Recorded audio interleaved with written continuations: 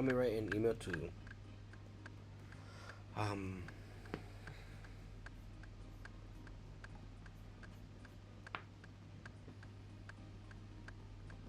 Brandon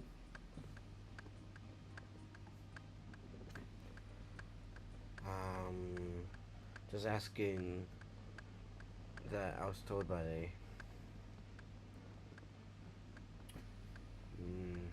the other teacher of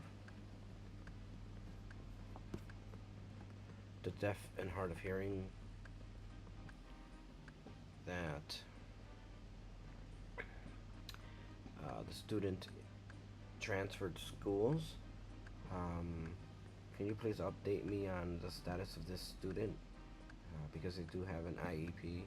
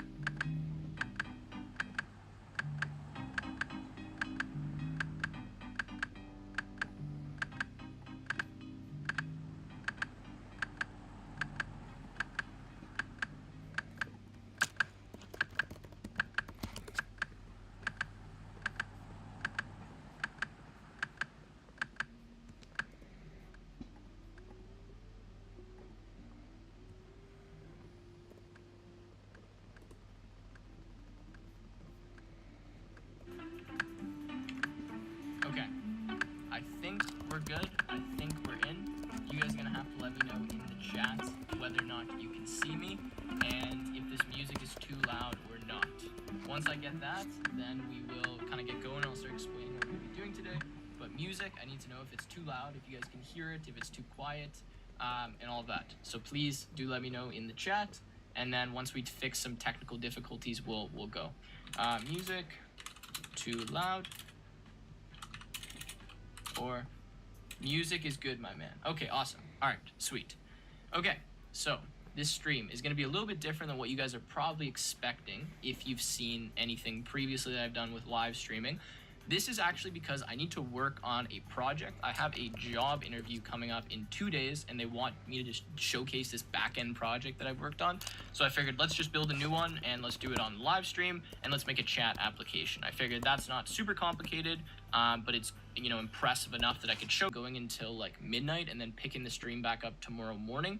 Although knowing me, we might go till 4 in the morning, we might go till 10 p.m. Really depends on how much work I get done and how, you know, confident or how comfortable I feel with what we've done so far.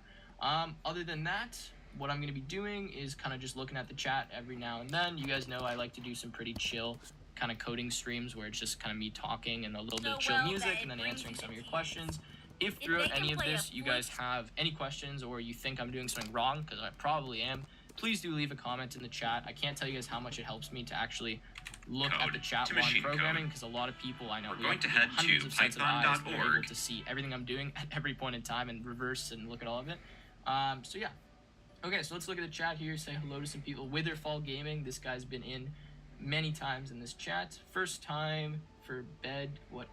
I can't understand what most of you guys say. Job interview for what company? I will tell you guys the job interview for the company later. I want to keep you guys in the stream. You got mad interested in coding. Love you, bro. Love your videos. Where are you from? I'm from Canada. And in case anyone asks, I am 19. Okay. So what I'm going to do is actually, I haven't even really thought about kind of the architecture or the design of this program. So I'm going to go on my drawing tablet, which I have right here. I think you guys should see that. And I'm just going to draw it and kind of do some sketches and think about how I want to do this implementation, just so you guys understand what I'm trying to build. And then from there, if you guys have any questions about the implementation, I'll answer them, and then we'll actually start coding. All right, so hopefully you guys can see this. So what I'm thinking of doing is a chat app, right? So I want my chat app to just be basic, like a little window. I want it to pop up on the first screen where you just type your name in. Like it's just one little pop-up, a nice Bootstrap website. I'm probably just going to do some custom CSS with Bootstrap. I'm not going to go crazy on front end, and I'm not very good at front end web development. So it's just going to be enough that it looks like decent. You're going to type your name in, and then what's going to happen is it's just going to randomly put you in a chat room. So I'm thinking about having either multiple chat rooms or just starting with one chat room and just having everyone go in the same chat room. And then what I'm picturing for the chat room is like, if this is the window, we'll have a window like this. You can, you know, type your thing, you can send a message, and then it will have all the messages popping up here. And pretty much the basic way that I'm going to do this is I'm going to have a server like this. So I'm going to have a server that's going to be my message communication server, and then I'm going to have another server, which is actually going to be my web server. So what's going to happen is you can connect to this web server. That will actually display this web page, right? This website, because this is just going to be using Flask. And then what's going to happen is this web server is going to communicate back and forth with the chat server, which will actually display and get these messages here. So what's going to end up happening is if you send a message, you'll actually send from the web server a signal to the server saying what message you sent, and then that message will be broadcast out to all of the other clients that are in this chat room, and then they'll get that message and it will show it. So there's a few things we need to consider when we do that. I've actually stolen a little bit of socket code. I have like a link in the description for the reference for that, so you guys don't get mad at me, that I'm going to be using just because I don't want to redesign the whole chat architecture, because it's kind of well defined already. And yeah, I mean, other than that, that's kind of what we're going to be doing. I want to see what you guys are saying here. How long do you plan to code? Can you code my parents' marriage back together? I'm not sure, man. Maybe. Yes. Yes. How long would it take to learn basic Python? Okay, guys. So I'm not going to answer like all of those kind of questions. But we'll go through some of them. Are you going to get a FANG internship? Possibly. I'll make a video on it if I do. Oh, we got 175 people, 180 people. Wow. Thank you, guys. But right now, if you're in the chat, go ahead and please leave a like and leave a comment on the video. It just helps a lot when this video actually goes live later on, so that people will actually see it. And if you guys are here watching me code for 6 hours, least you could do, leave a thumbs up on the video. Okay, so let's throw this drawing tablet away. I'm actually going to get started coding pretty quickly. But I will say again, like I don't have a UML for this. I don't have a design document, so it's probably going to be pretty flustered at the beginning. I'm actually going to start by programming the chat server, server.py. I'm going to show you guys what I'm going to look at here. Where is it? So I found this article online that tells you how to make like a basic chat server. I've done this a lot before with sockets, so I'm going to kind of work off of this. I don't want you guys to think I'm just straight up plagiarizing his code, but I mean, this is usually what I do if I'm trying to learn something or look at something, and a lot of this video will actually be me kind of referencing documentation and all kind of stuff like that. Let's see what you guys are saying in the chat here. 40 hours if you have it. What is this? Okay. Anyways, you guys.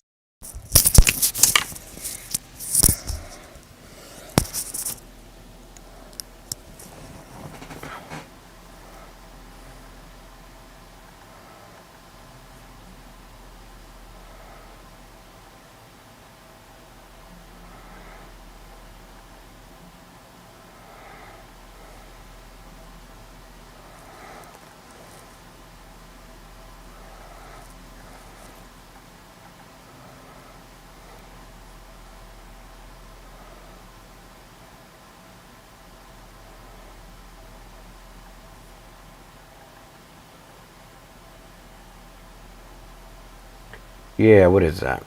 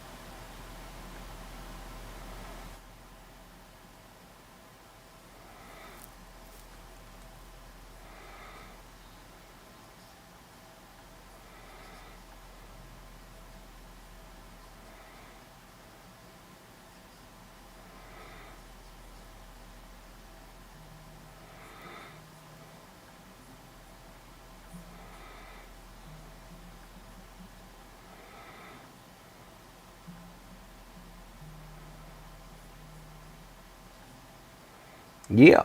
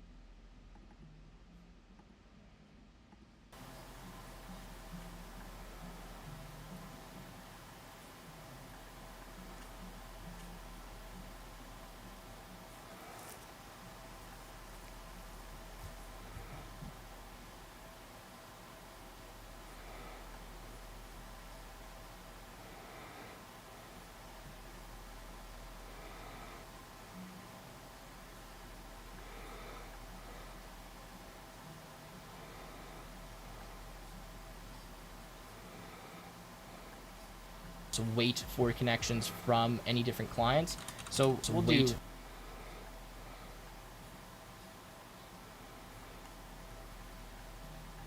run equals true.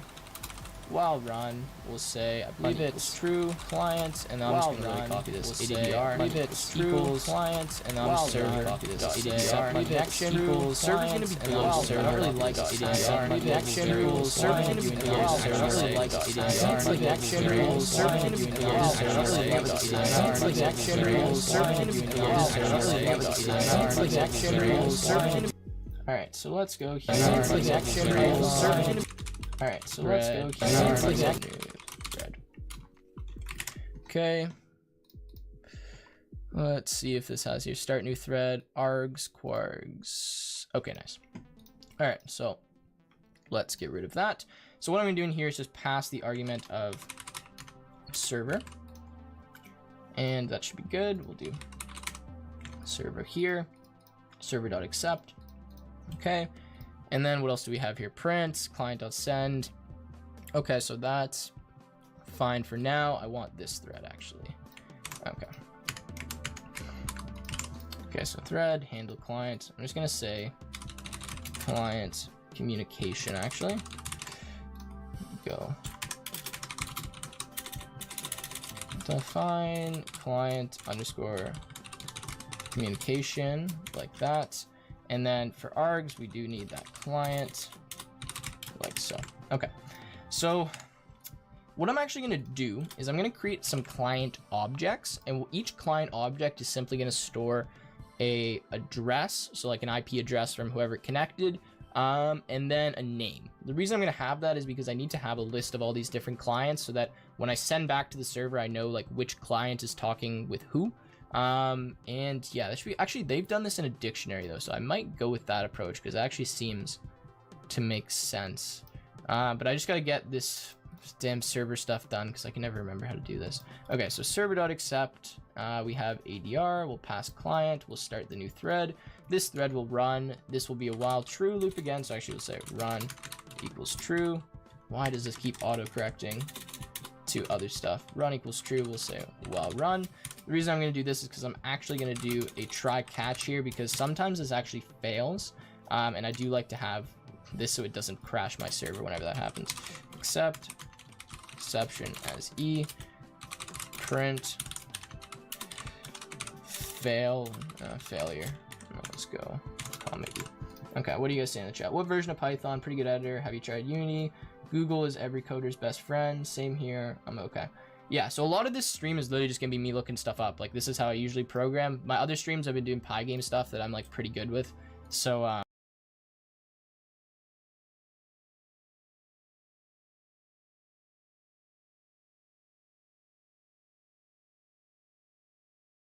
and create darkness. I make peace and create evil. I, the Lord, do all these things. I form the light and create darkness. I make peace and create evil. I, the Lord, do all these things. I form the light and create darkness. I make peace and create evil. I, the Lord, do all these things. I form the light and create darkness. I make peace and create evil. I, the Lord, do all these things. I form the light and create darkness. I make peace and create evil. I, the Lord, do all these things. I form the light and create darkness. I make peace and create evil. I, the Lord, do all these things. I form the light and create darkness. I make peace and create evil. I, the Lord, do all these things. What do you call it there? Have to look up documentation, but for this one I will, because this is something new that I'm doing.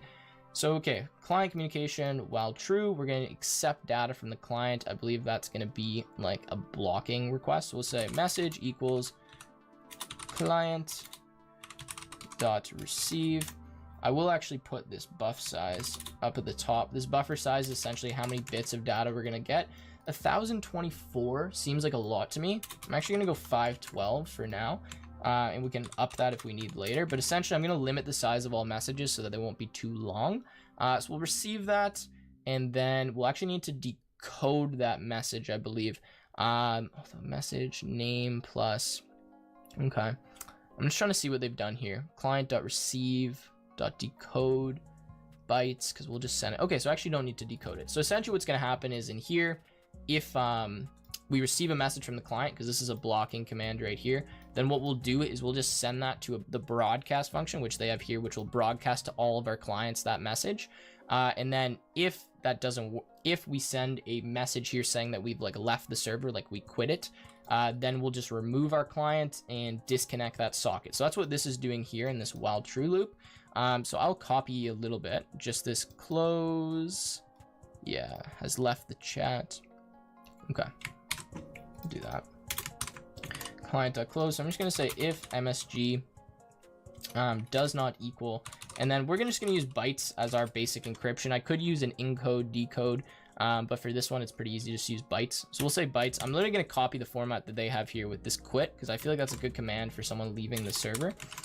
If message like that, then we'll just client.close, sorry, and then otherwise like this. So I'm actually going to be trying to write some more like production level code here than I typically would. That's just because, what do you call it? I'm actually going to be like showing this project to like developers at the job application that I have. So I'd like it to be like decent. But here, wait for connection.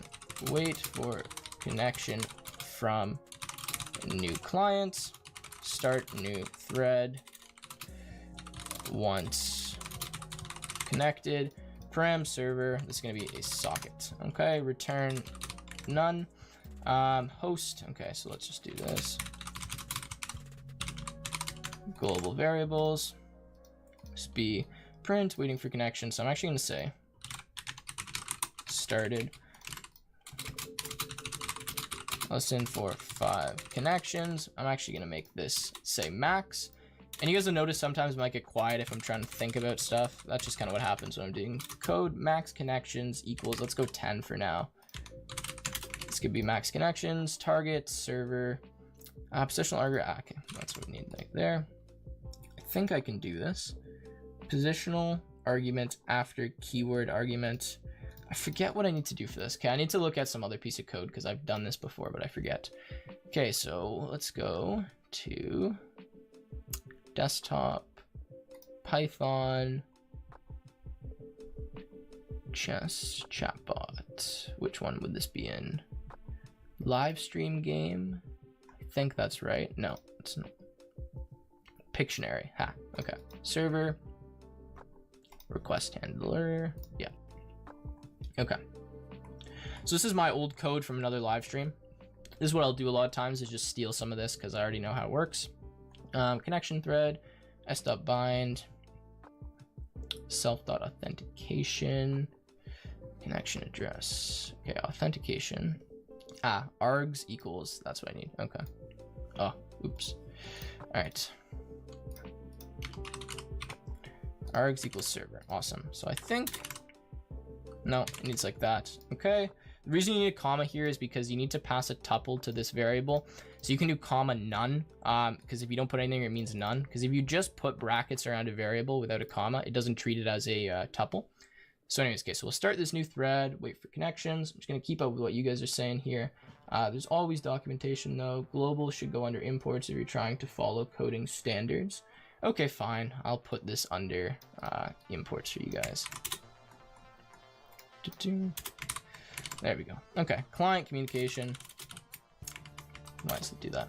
Okay, thread to handle all messages from client. Client will just be socket again, return none. Okay, so if we get a valid message, then what we need to do is actually broadcast that message. So we'll say broadcast like that. There's actually gonna have to be some global stuff here, which I'm not a fan of, but we're going to have to do it just for it to work properly. So actually we'll get rid of that. We'll say client server.accept thread start new client failure run equals false. Okay, I'm just going to say print server crash. Okay, here started waiting for connections. When we get a new connection, I want to print some output. So my new connection is here. So print connection. And we're just going to say, actually make this an F string. We'll say ADDR connected to the server at, I'm actually going to import time, and then we'll do one in here at time.time. I think it's, can I do time.time.now, or is that not a thing? Time.now? I forget what this time one is. I just want to get like the date time of this. We'll go with time.time for now. All right, what are you guys saying here? Hey Tim, I've learned quite a lot from you. What microphone are you using? Will you use unsupervised learning tutorials? Remember to like the video. Good point, like the video. Can you give some advice for learning math in first year? I'll take some breaks at some point, guys, and answer some questions, so just hold on to them if you can, because I can't really just stop in between. Otherwise, I'm just gonna get really distracted and I'm not gonna be able to do anything. So message receive, broadcast. So I believe when I broadcast, I wanna see what this guy did. I think he started a new thread when you broadcast. Oh, that's literally all they're doing is just sending. Okay, so I don't think that needs to be in a new thread. Client, what is he using this dictionary object for? That's what I want to see. Okay, so when a new client joins, we go client, then we do addresses client equals client address. Okay, so I believe that's where we're having a pointer to whatever this client is to give us their address. I don't know why we need that. Client.receive.decode client equals name. Okay, that's what I wanted to do.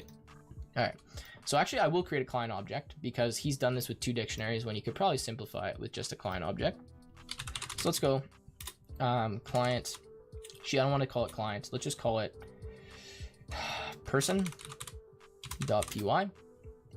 Okay, let's just do class person.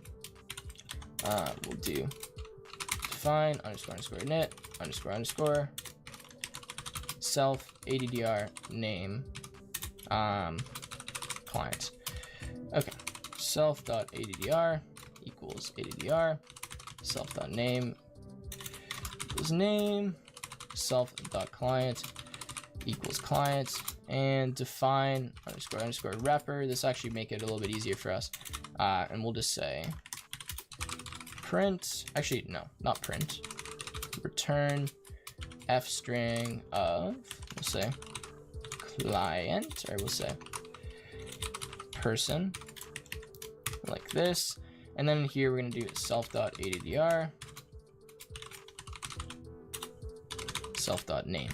Okay, and then define __ str. I shall not want. The Lord is my shepherd, I shall not want. He makes me to lie down in green pastures. He leads me beside the still waters. He restores my soul. He leads me in the paths of righteousness for his name's sake. Yea, though I walk through the valley of the shadow of death, I will fear no evil, for you are with me. Your rod and your staff, they comfort me. You prepare a table before me in the presence of my enemies. You anoint my head with oil. My cup runs over. Surely goodness and mercy shall follow me all the days of my life, and I will dwell in the house of the Lord forever. The Lord is my shepherd, I shall not want. He makes me to lie down in green pastures. He leads me beside the still waters. He restores my soul. He leads me in the paths of righteousness for his name's sake. Yea, though I walk through the valley of the shadow of death, I will fear no evil, for you are with me. Your rod and your staff, they comfort me. You prepare a table before me in the presence of my enemies. You anoint my head with oil. My cup runs over. Surely goodness and mercy shall follow me all the days of my life, and I will dwell in the house of the Lord forever. The Lord is my shepherd, I shall not want. He makes me to lie down in green pastures. He leads me beside the still waters.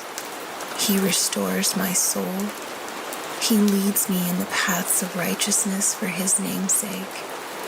Yea, though I walk through the valley of the shadow of death, I will fear no evil, for you are with me. Your rod and your staff, they comfort me. You prepare a table before me in the presence of my enemies. You anoint my head with oil. My cup runs over. Surely goodness and mercy shall follow me all the days of my life, and I will dwell in the house of the Lord forever. The Lord is my shepherd, I shall not want. He makes me to lie down in green pastures. He leads me beside the still waters. He restores my soul. He leads me in the paths of righteousness for his name's sake. Yea, though I walk through the valley of the shadow of death, I will fear no evil, for you are with me. Your rod and your staff, they comfort me. You prepare a table before me in the presence of my enemies. You anoint my head with oil. My cup runs over. Surely goodness and mercy shall follow me all the days of my life, and I will dwell in the house of the Lord forever. The Lord is my shepherd, I shall not want. He makes me to lie down in green pastures. He leads me beside the still waters. He restores my soul. He leads me in the paths of righteousness for his name's sake. Yea, though I walk through the valley of the shadow of death, I will fear no evil, for you are with me. Your rod and your staff, they comfort me. You prepare a table before me in the presence of my enemies. You anoint my head with oil. My cup runs over. Surely goodness and mercy shall follow me all the days of my life, and I will dwell in the house of the Lord forever. The Lord is my shepherd, I shall not want. He makes me to lie down in underscore, and this will be the same thing. And literally, we'll just copy this. Although, I don't even think I need that. We'll just leave it repper for now. Okay, so that's going to be my person object. So when someone connects, what I'm going to do, so wait for connection here, actually make a person object and pass that through instead of client. That way I can just get more information from them. And this will be easier. So actually, we'll get rid of this for right now. We'll just say target actually equals person. And I'm going to say person equals person. I'm going to need to import that. So we're going to say from person, yeah, person import person, like that. What's the issue here? Unresolved reference person. I think that should be fine. And once it reindexes those files. Okay, so then client communication, we're actually going to do person here as well. We're going to say person. And actually, we can leave this client and just say, whoa, what is this? Client equals person.client, and then we'll say name equals person.name, and ADDR equals person.addr. Okay, nice. I don't even really actually want to do this anymore. Let's just do true. Let's see. How many people are watching the stream right now? I haven't checked yet. Minimize 232. Wow, thank you guys for hopping in. Hope you guys enjoyed. Again, we're gonna be going for a while, so if you guys have to leave, that's fine. You can always come back and join us. Okay, so now that we've done that, person equals person. What was my ADDR name client? So when we wait for connection, I actually need to set the person's name not like that. So we're gonna go person. I'm just gonna go actually self.name equals none. Define set underscore name. Oops, what? No. How is that a thing? Okay, set name. I didn't know that was a built-in dunder method in Python. Okay, we'll do name. Say self.name equals name. Okay. So we need to set their name. So what's going to happen, I'm pretty sure that what I want to do is wait for connection. As soon as we connect, receive an initial string from the client that just tells us their name. We just know that will just be their name. We'll decode that. We'll store that in the person's name, and then we'll be good for transmitting messages. Okay, good. So let's do that. So we'll say client after we define that. client equals person.client. I'm going to say get person's name. So we'll say name equals client dot receive. I'm going to say buff size again there. Dot decode. Now I think that's what they've done here. Yeah, dot decode UTF-8. Okay. Like that. So this is a welcome message, client.send welcome UTF-8. So this is going to send back to them some response. Okay. So let's, don't know if I want to do that kind of response though. All right, I'm not going to respond anything to them right now. We will do this as join the chat message though. That's important. So we'll do this actually. Steal that. Say message equals %s. I don't like this formatting. Let's go to f strings instead. Name, like that, has joined the chat. And then we will actually use that broadcast function because that's pretty nice. Broadcast MSG. This needs a list of all clients. So we're just going to make that client global up here. Clients equals. And these are actually global constants. And this is global variables. Okay, clients actually equals dictionary. When a new client connects, we need to add that to the dictionary. And those will actually just be, I'm almost thinking I might want to call that persons actually instead of clients, because this will actually just store person objects. So let's do that instead. Let's do wait for connection, person. Yep, okay. And then we'll say persons. Actually, I don't even think I need a dictionary. I'll literally just make it a list. Let's just do that. Okay, persons dot append person. So now I should have all my clients in this person list.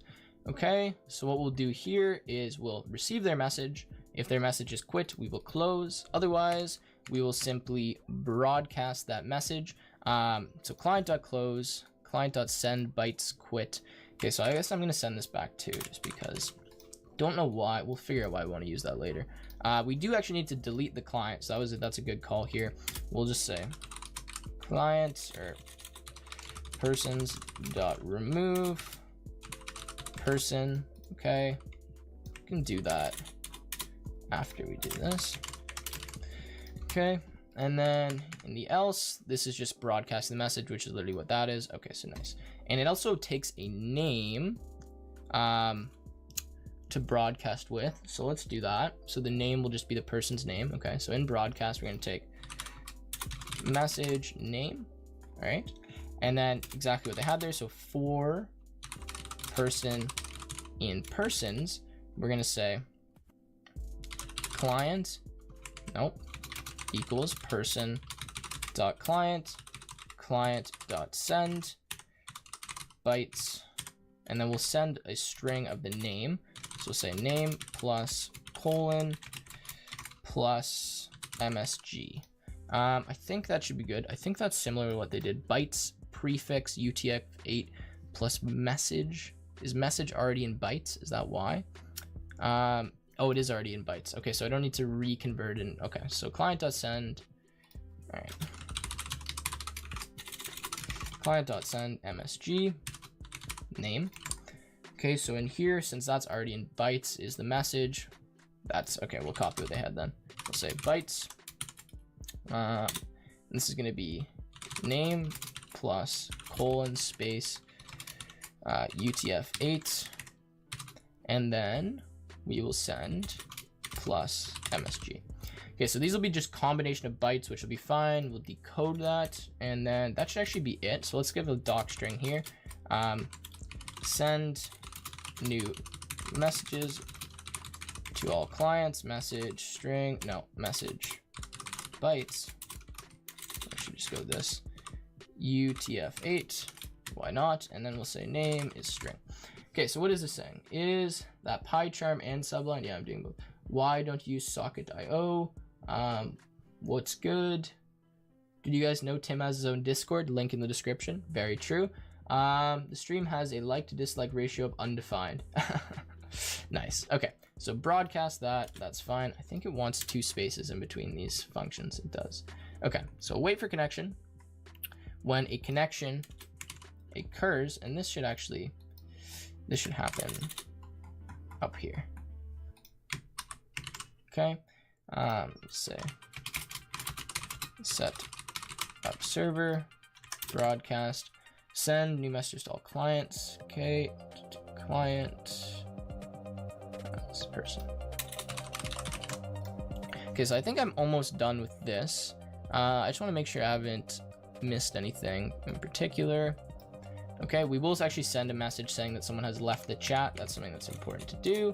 So let's say, do we send the message before or after we close the socket? I'm gonna say we probably send it before so they see they left the chat and then it closes it. Okay, so let's do that. We'll say broadcast. The message is just gonna be an F string that says name has left the chat, ... and then name. Actually, I don't, for the name, I'll just pass an empty string so that it doesn't say that. What I also want to do is have like some kind of color for these different messages at some point. Although I think I could probably just do that pretty easily from the client side, change the colors. I don't think I need to handle that server side. So it closes, it removes. Let's see what everyone's saying here. Nothing too much going on in the chat. 245 people, wow. Okay, so we have client connection, ADDR. I don't even use this. Let's get rid of that for now. Person.client, name equals client.receive, buffer size.decode UTF-8. Okay. Yep, so that gets their name. So get person's name. Say broadcast welcome message. Then we'll just constantly wait for receival from the client. If we receive, let's say if message equals bytes quit. So if they send that quit message, it means we're done. Otherwise, what we'll do is not client.send. We need to broadcast their message. So we'll broadcast their message with name. I think that's fine. We'll go back to Sublime and see. I think that's what they had. Yeah, broadcast message name. Perfect. I don't know why this is like highlighting like that. That's strange. And then I'm actually just going to do a try catch in here because sometimes this does fail. So we're going to say try this. Except exception, nope, as E, print, exception, E. I'm actually going to copy this and make this, instead of failure, we'll say exception. Perfect, connected to the server. I'm also going to have the server print out any messages that get sent. So I think I can do that just by printing in here. So we'll just print the decoded version of the message. Yeah, let's do that. Yeah, let's do that in here. Okay, we're just gonna say print F. We'll just say name, colon, and then whatever they said. In this case, it's gonna be message.decode. And I think I have to put UTF. Do I have to put UTF-8 in here? I forget when they decoded this. Bytes. Let's look over here. Decode, yeah, decode UTF-8. Okay. Client break. If they delete. Okay, while true, run equals false. Nice. And then here, exception, break, and break. Okay. Nice. So that's looking good so far. I think most of the client connections actually handled here. This should actually be working. I'm going to run this in the config quickly and just see if this even works, and then we'll move on from there. We'll do some tests. Okay, so we're going to say server, script path. This is chat app server apply. Okay, let's run this. Started waiting for connection. Okay, so no crashes so far. Let's make a little test script here, so I don't need this anymore, inside of client, and just see if we can get some communication going on here. So let's go new file. I'm just going to say test.py. Okay, now we need the client code, so I'm going to steal some client stuff from this. Client's pretty easy, literally just, I don't know why I need that. I'm going to take all that. We need those imports too. Okay, so let's go server.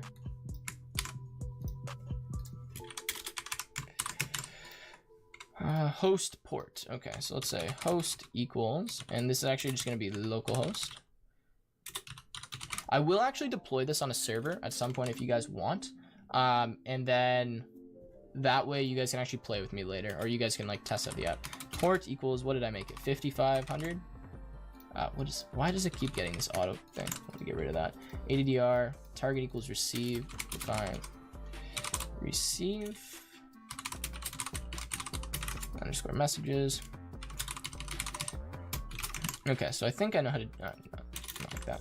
So this is going to start a new thread and receive messages. This is going to look to receive messages from the server. Okay, so we'll say while true. Yeah, while true. I need more globals in here, which is always really annoying, but that's okay. We can do that. We'll say global constant while true. I want a list of messages as well, so we'll say global variables. Okay, while true, receive messages. What I need to do in here is say, and I need the client as well. Client. So this actually needs to go above, which is kind of annoying. Okay. And then messages equals that.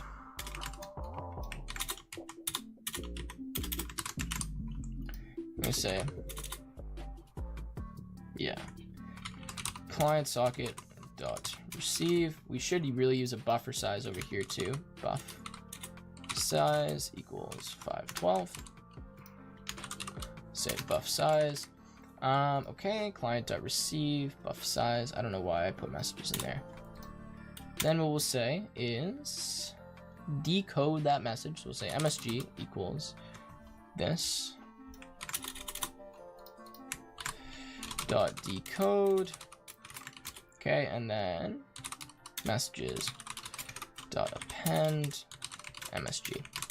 Okay, now we're also just gonna print MSG because I want to see that. Let's catch up on chat. How long have I been coding? I've been coding for like 6 or 7 years. Python like maybe 4 or 5. Just looking up videos of Python project ideas. It's 2:41 a.m. Good night, man. All right, so we receive messages. What's wrong with this? Okay, we'll just print those messages. That's a while true, so that's in a new thread, so that should just be getting all our messages and printing them out. But I would like to send messages as well, so define send message MSG, define, and actually after I connect receive thread dot start, yeah, we're gonna go back to references. Okay, so send. All right, so they're doing something like this. Client I received a decode. Possible client has left chat. Okay, so going try catch there. All right, let's try that. Okay, so try. Accept. Break. So we're gonna do accept. Exception as E. Print. Exception, comma E. Okay, we'll print the message out that they're getting. When we want to send a message, what is it they did here? Something like this. So let's just copy this. My message.get message equals MSG. Well, what am I doing there? Message.set. No, that's okay. That's something different. Client.socket.send message UTF-8. Okay, that should actually be good. If message equals quit. Client.socket.close. Yep, that sounds good to me.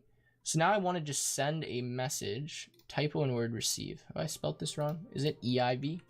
Let's see. You should use Atom as your main text editor. No, I'm not. Like, I like Atom, but not that much. Okay, so let's do some doc strings. Is it really spelled like this? Oh, it is. Okay. EI. I don't know why I thought it was the other way. Okay, receive messages from server, and then return none. Say, I mean, this is pretty straightforward, but send messages to server. This is actually important that we're going to take this as a string, not a byte. Return none. Okay, then I literally think since that's running in its own thread, I think I can legitimately just send messages now. So we can just do, hopefully, send message. Hello.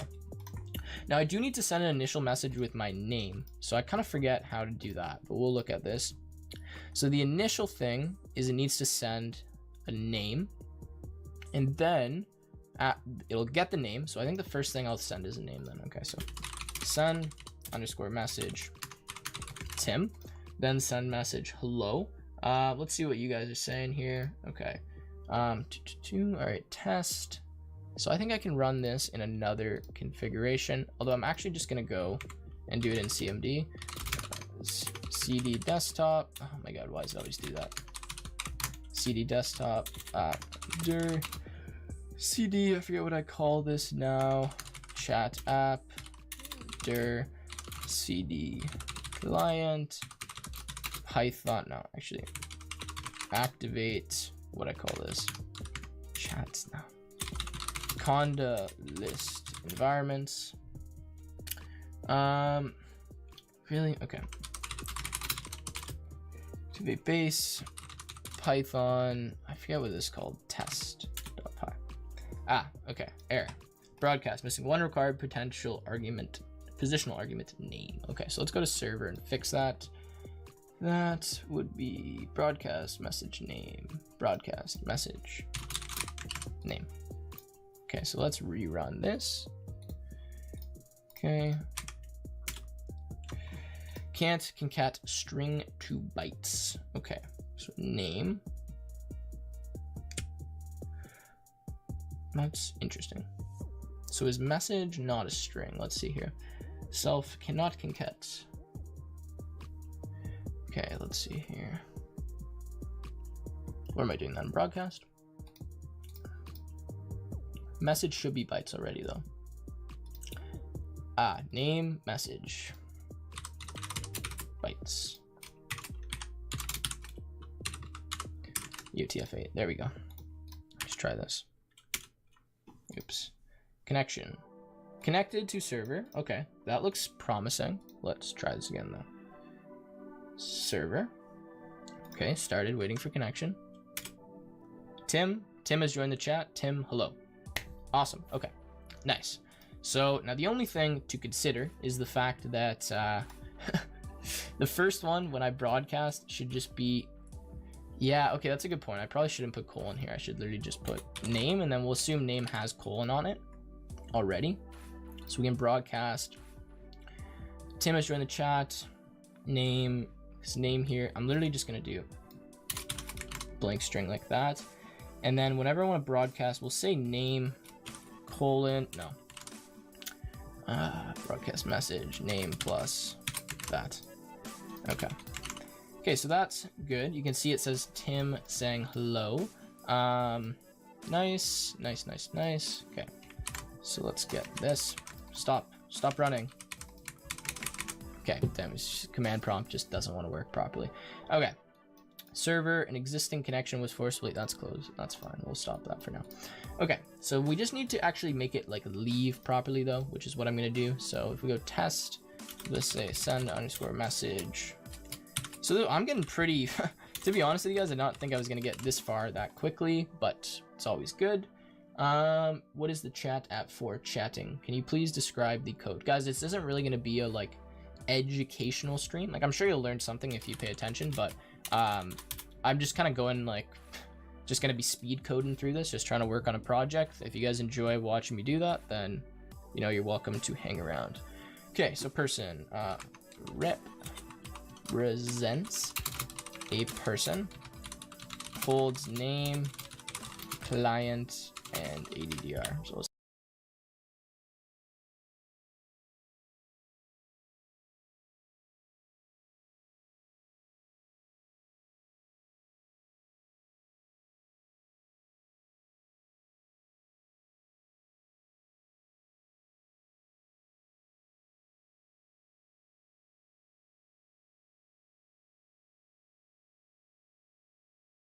Want to break into cybersecurity but don't have experience?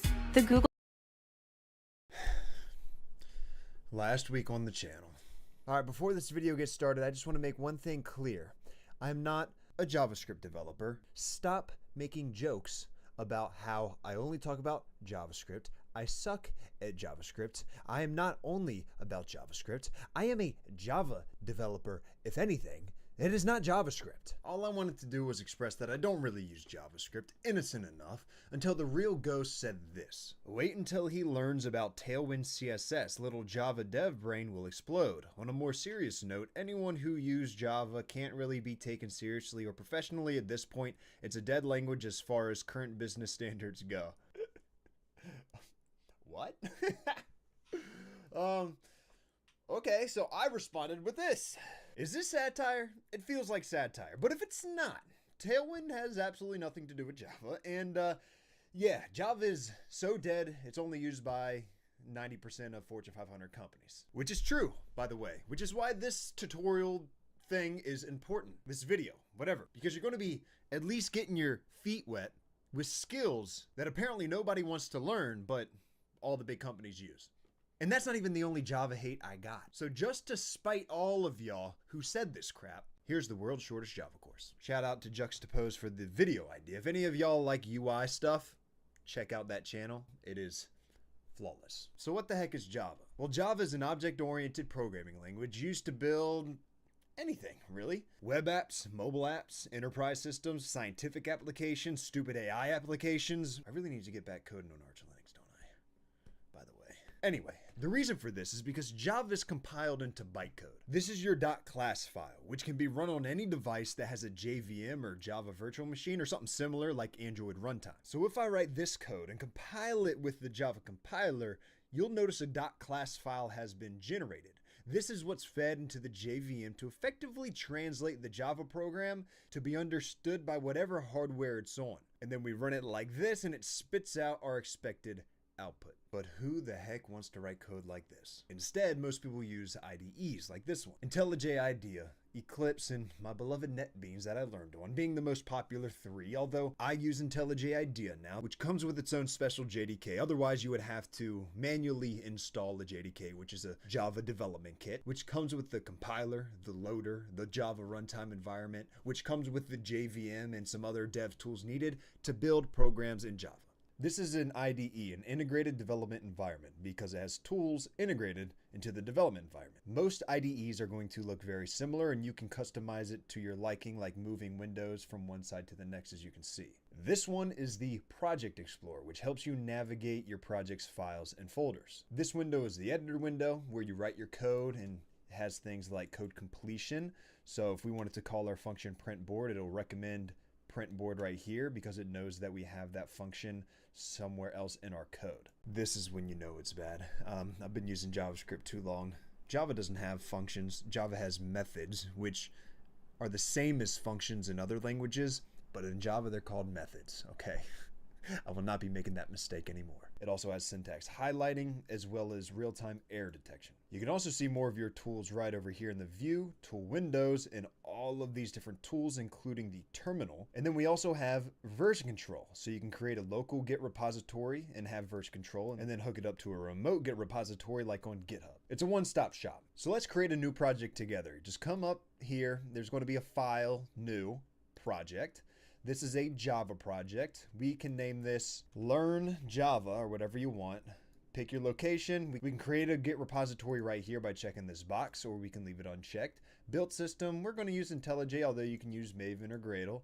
JDK 1.8 because that's all we have installed, but if we want to download a new one and use that, we could. We'll have it add sample code and generate code with onboarding tips and create. And as you can see, it has some instructions right here. To run the code, press Shift F10 or click this button up here. And I'm not going to go through all of them. You can do it on your own. But let's run it. And as you can see, we're using a for loop, which we'll go over in a second. Looping through I is less than or equal to 5. So 1, 2, 3, 4, 5 is in fact less than or equal to 5, and then it stops. Oh, it also says hello and welcome. That's what I was going to do. So if we wanted to remove this and we wanted to have a hello world application, we would just have system out printf, which we can also do println, hello world, run, hello world. And let me show you one thing real quick. As you can see within out, this is the main.class. If I were to delete that file, let's delete the whole directory actually. So now we don't have a main.class in there. When we click run, it'll compile and run.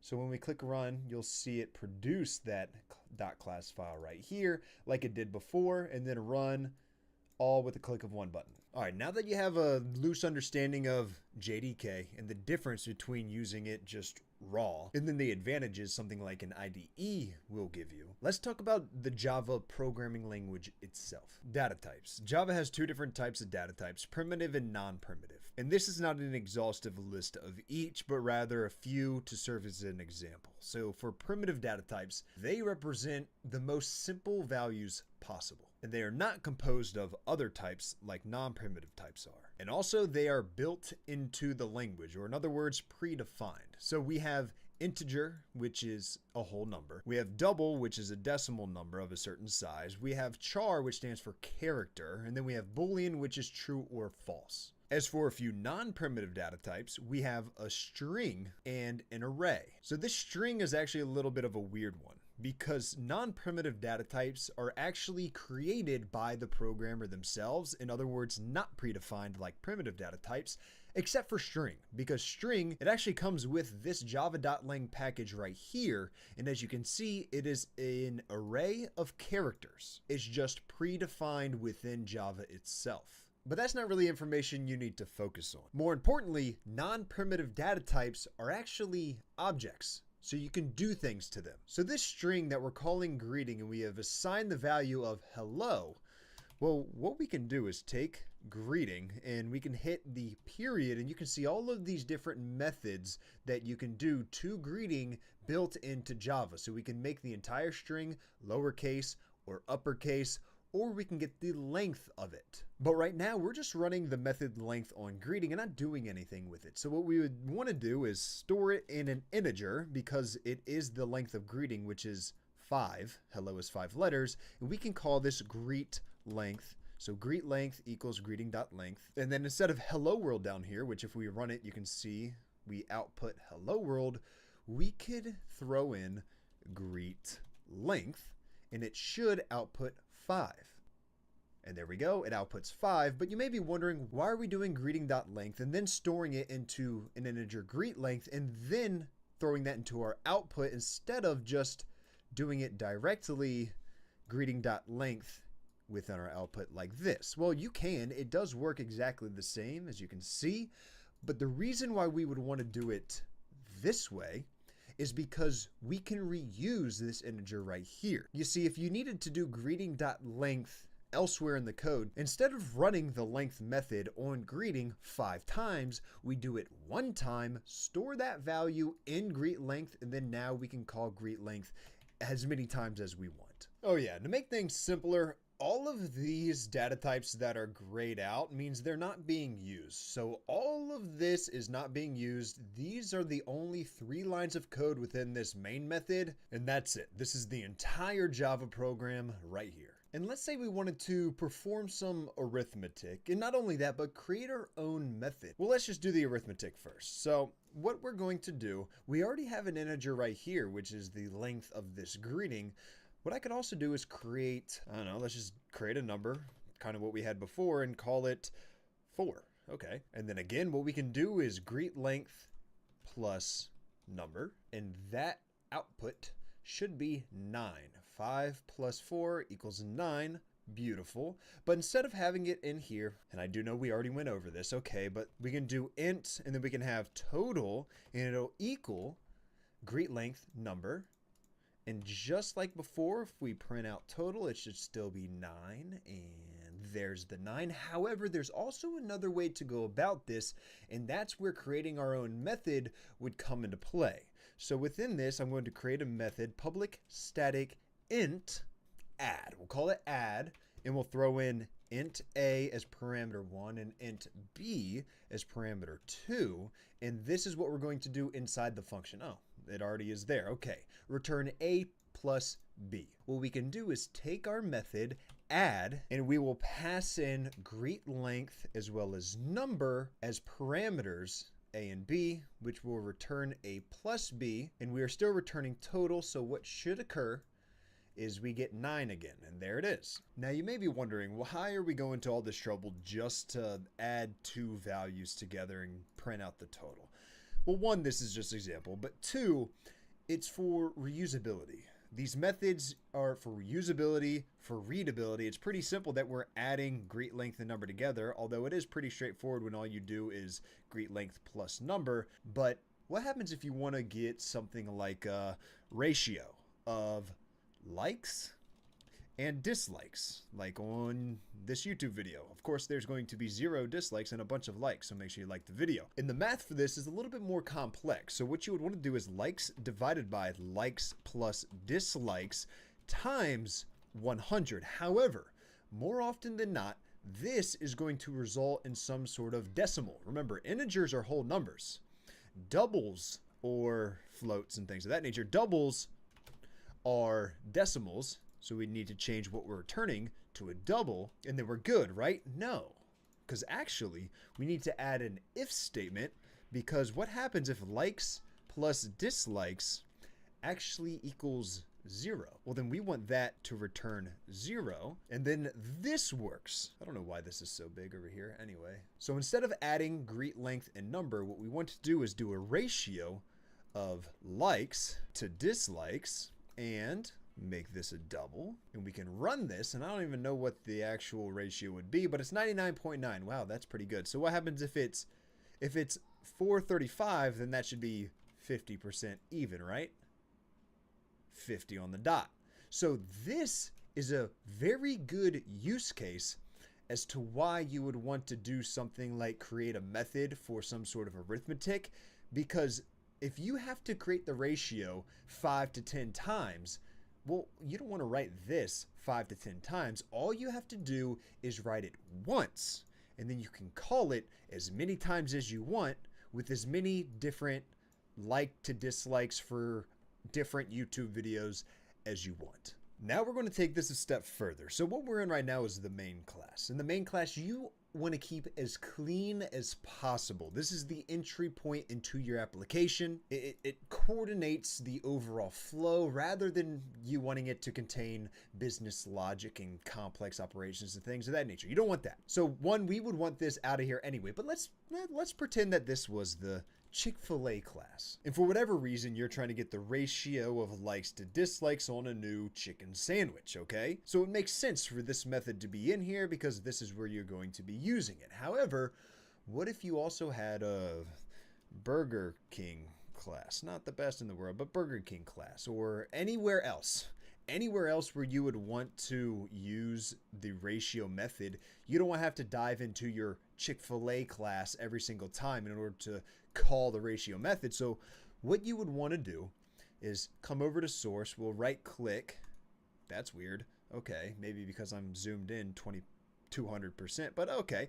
Java class, and we're going to create a class called math utils. That's what we're going to call it. And within this math utils, we're going to have all of our math methods, like the add, the ratio, the whatever you want. So that way it's nice and clean. We know exactly where it is. Of course, it's going to be in math utils. So I'm going to pull this, paste it over here. And now we have ratio in our math utils. But wait a second. How are we going to use ratio in this Java class if it is in this Java class? Well, instead of just having ratio, we would have math utils dot ratio, and it should work. Just like that.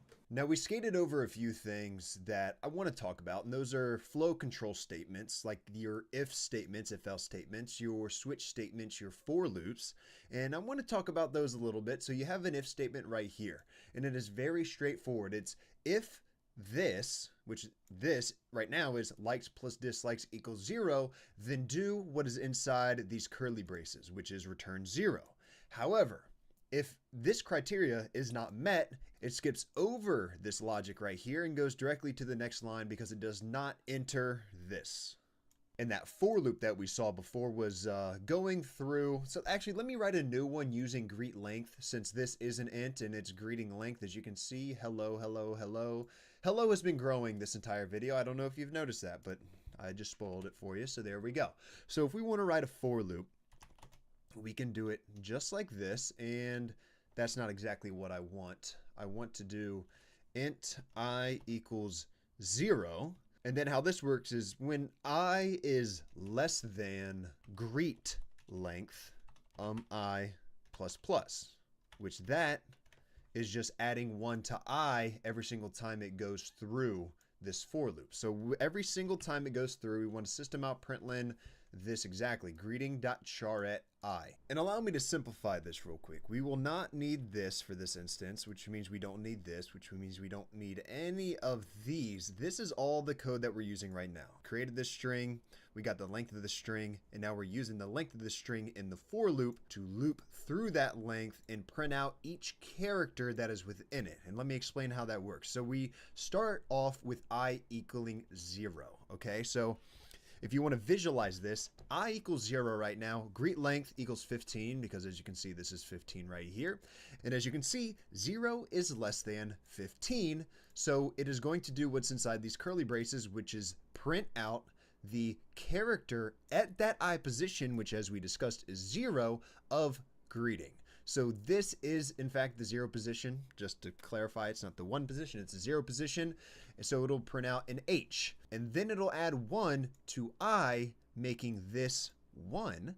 And then 1 is in fact less than 15, and it'll come through here. This will be 1. So then it'll print out E, and then it'll add 1 to 1, making it 2. Come in here, print out the next one. That's how it works. It is just we are using it like this, because if we wanted to come up here and change the greeting, instead of changing this, you know, from 15, oh, that's only 5 letters now, change it to 5, it changes all dynamically. You don't have to worry about it. And in the same breath, I changes dynamically as well, so it can be 0 and 0. And then when we add 1, it can be 1 and 1. And then it can be 2 and 2. You see what I'm saying? So whatever I is, that's what it equals. We want all of this to be dynamic, not hard-coded in here. That's why we use the variables. So what should happen is that this should be printed out in the terminal when we click run. And as you can see, it is. However, I wanted each letter to be on its own line. That is why I use println, because each time it puts it on a new line. So we can save that, run it, and then each line will have its own character, H-E-L, and it keeps going all the way through the entire string. That's a for loop. So that is Java in a nutshell. I don't think this was the world's shortest Java course. I feel like everything I talked about in this video was important. I didn't want to cut all of that out to try to make it the world's shortest Java course. That's fine. However, what I did do is I removed some off the tail end of it, where I created like a little inventory system with items and inventory and how to manipulate those and create a collection of items, that collection being an array list. So we go over a few things there. I'll upload that video like tomorrow or something, because it's already recorded and basically edited down. I'll upload that in a separate video. But if you can't wait until then, or you just want to sharpen your computer science skills, check out the sponsor of today's video, Brilliant. And my favorite thing about Brilliant is that you learn by doing. Let me show you. So you see all of these different learning paths, but when you drill in, you can see all of these different courses. Let's go to the Algorithms and Data Structures course, and then you'll see all of these individual lessons. There are thousands of interactive lessons on Brilliant, and these are concepts that you need to understand if you want to become a good software developer. And the courses are designed to develop your critical thinking skills through problem solving, not just memorization. And the best part, you can learn a little every day, building a powerful habit that'll boost both your personal and professional growth. I'd recommend the Thinking and Code course because it builds a solid foundations for computational problem solving. You'll learn about how programs operate. You'll learn about the concept of repetition by writing a program to collect all of the coins using as few blocks as possible. You'll learn about the concept of conditional statements in an interactive way, as well as combining conditionals. And it's not just for beginners. I've taken this course myself just to keep my skills sharp. Not only that, but they're kind of fun. So if you've ever wanted to understand how smart systems like these actually work, Brilliant is a perfect place to start. Just visit brilliant.org/forestnight to get a 30-day free trial and 20% off an annual subscription. Hope you enjoyed it. Y'all have a good one. Have fun learning Java, not JavaScript. Last week on the channel. All right, before this video gets started, I just want to make one thing clear. Why is everyone spiraling over YouTube banning ad blockers? Like, chill guys, just use Pi. It's a free Chrome extension that's actually made by one of the founders of Honey, and it basically blocks ads for you. Like, imagine watching YouTube and Twitch completely uninterrupted. And it actually gets cooler because if you do end up seeing ads, Pi legit pays you to see it. I didn't even know these were ads in the first place, but I made money off of them, which is great. It even has a visual mode that lets you watch your ads disappear. Like, why do I feel like I'm pulling a fast one on Google? It takes like 5 seconds to install, so honestly just give it a try, because who knows, this could be the last ad that you see.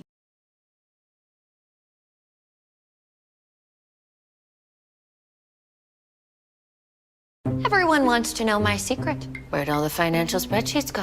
How did my business take off like a well-planned event? Well, it's not a secret if I tell you. What is up, my beautiful people out there? I am Brendan. I'm a full stack developer in Brooklyn, New York. What is up, my beautiful people out there? I am Brendan. I'm a full stack developer in Brooklyn, New York. And today I'm going to be talking about the difference between Java and JavaScript. First off, are they similar?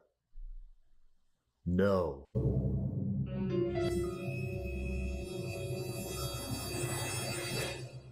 I know, it's hard to believe, but they're actually not similar at all. The only similarity they have is the fact that Java is in both of their names.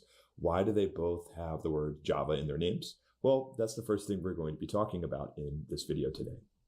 Their history. Their history is what intertwines them the most. What else am I going to be talking about in this video today? Well, defining features of each language. That will be mostly syntax. I'm also going to be talking about what you can build with both languages and the current state of hiring in Java and JavaScript. So without further ado, let's get into it. Intro video, go. Pretty much the only reason I'm covering this topic today is because of the simple fact that the letters J-A-V-A are in the name JavaScript. Aside from that, there's really no reason to pick these two to compare. While this video is Java versus JavaScript, I could have just as easily created a Python versus JavaScript video or a donut versus Dorito video. Both words have the letters D-O in them, and both are equally delicious, but the comparison doesn't really make any sense. They're not even in the same snack category, though they are both considered snacks. The same thing can be said about Java and JavaScript. They're both programming languages, but they're not in the same category of programming languages. Though in recent years, the things you can build with them have been converging, especially with JavaScript's recent breakout framework, Node.js, they are definitely vastly different. But alas, here we are. Of all the things that we're going to be talking about today that are considered similarities, this is the one that intertwines the two languages the most, their history. First, let's start with Java. Sun Microsystems released the first public implementation of Java in 1996. Java was actually originally designed for interactive television, which is pretty sweet. But it was too advanced for the digital cable television industry at the time. However, it eventually found its sweet spot in dominating the world of server-side programming. In a nutshell, server-side programming is the part of an application humans don't directly interact with. For instance, the part of Venmo that keeps track of your running balance and calculates your new balance when your stingy friend finally pays you. JavaScript was created by Netscape, the company responsible for the first popular web browser in 1995, and was written in a total of 9 days. It was originally named Mocha, later renamed LiveScript, and then finally took the name JavaScript and was to be a simple language that would be directly embedded in the HTML of a website, just like CSS. But whereas CSS added some formatting and color to websites, JavaScript added some much needed